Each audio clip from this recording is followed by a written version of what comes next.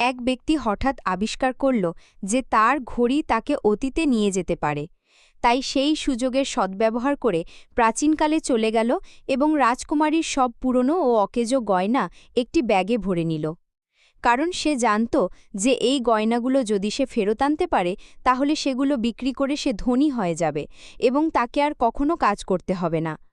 তাই সে দেরি না করে গয়না ভরা ব্যাগটি তুলে নিল এবং নিজের সময়ে ফিরে এলো।